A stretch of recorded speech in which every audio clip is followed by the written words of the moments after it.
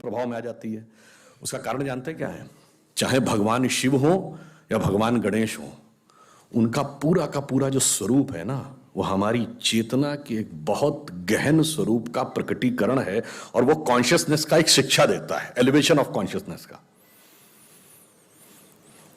भगवान गणेश जी के 8, जानते हैं अष्टविनायक क्यों है? वो 8 सिद्धियों के देवता है।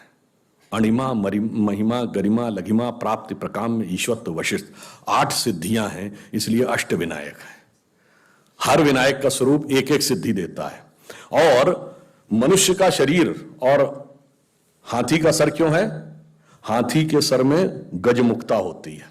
उनका पूरा स्वरूप कुंडलिनी जागरण की प्रक्रिया का अंग है, इसीलिए सूर्ण उस कुंडलिनी की प्रतीक है। ब्रह्मरंध्र यहां माना गया है, इसीलिए हाथी लिया गया, जिसके गजमुक्ता होती है, माना जाता है मस्तक में एक पिनियल ग्लैंड जैसी होती है। और वह सूर्ण कभी नीचे नहीं है, ऊपर उठी है, क्योंकि सामान्यतः मनुष्य की जो गति होती है वो अधोगामी होती है।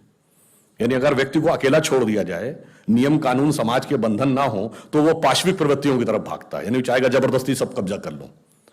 यह है अधोगामी प्रवृत्ति। पर जब ऊपर की तरफ आते हैं तो वो ऊर्ध्वगामी हो जाती है, इसलिए सूर्ण उनकी नीचे की तरफ नहीं, कर्व्ड है, यानी उस अवस्था का प्रतीक है जब आप डाउनवर्ड से अपवर्ड की तरफ जा रहे हैं। और चूहे की सवारी क्यों है? चूहा हमेशा जमीन के नीचे बिल बनाता है, यानी आपको अपनी चेतना के अंदर जाकर बैठना होगा, तब आपको यह शक्तियां क्रमशः प्राप्त होंगी। और जब आप मूलाधार, स्वाधिष्ठान, अनाहत और विशुद्ध चक्र यानी 4 चक्र पार करते हैं 7 में से, अब चौथे चक्र के बाद की यात्रा संसार और ईश्वर दोनों के एक साथ संबंध से नहीं चल सकती। अब एक के साथ संबंध विच्छेद करना पड़ता है, इसीलिए हाथी के 2 दांत हैं, मगर उस स्टेज के आगे की यात्रा एक ही दांत, और वो दांत तोड़ा हुआ है दूसरा, यानी संसार से संबंध विच्छेद। अब आगे द्वैत से नहीं अद्वैत से चलेगा, तब ब्रह्मरंध्र में वह प्राप्त होगा। ये गणपति के इस विराट स्वरूप का दार्शनिक अर्थ है कि क्यों वो 8 की संख्या है, क्यों उन्होंने सूर्ण है, सूर्ण क्यों ऊपर उठी हुई है।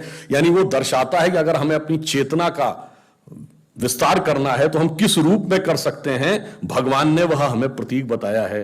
अब बताइए।